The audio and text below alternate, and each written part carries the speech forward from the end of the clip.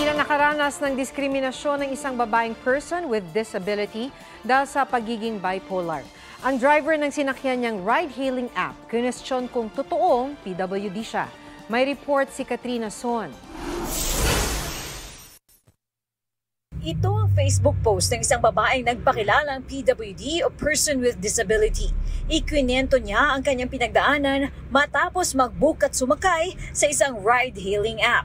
Tinanong umano ng driver si Fatima, di niya tunay na pangalan kung PWD ba siya. Sagot niya, maaari niyang ipakita ang kanyang PWD ID. Sabi ng driver, hindi na ito kailangan. Bipolar ako, so mentally ill ako. Diagnose ako ng doctor since 2019. Pasabi niyang ganun. Bipolar, yun yung ano, 'di ba, yung nagmo-mood swings. Kasi ang mga alam kong PWD, yung mga nasa wheelchair, yung bulag, dahil mainitin ang ulo mo, PWD ka. Dahil sa karanasang ito, di na niya muling ginamit ang kanyang PWD ID. Napag-alaman daw ito ng Grab Philippines at agad itong nag-imbestiga. Humingi rin na paumanhin ng driver. May kamag-anak din daw kasing PWD ang driver kaya raw ito nagtaka. Binigyan na raw ng warning ng Grab ang driver. Sa isang pahayag, sinabi ng Grab na committed sila sa pagbibigay ng ligtas na serbisyo sa lahat ng Pilipino kabilang na ang mga PWD.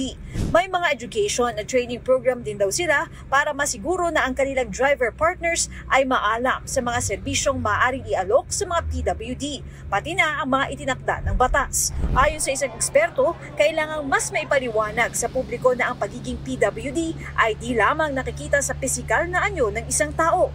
May tinatawag din kasing non-apparent disabilities o yung mga di agad nakikita. Kailangan, again, no judgment. Number 2, avoid natin magsabi or come up with any form of comment na discriminatory na maaring mas maka-hurt dun sa individual.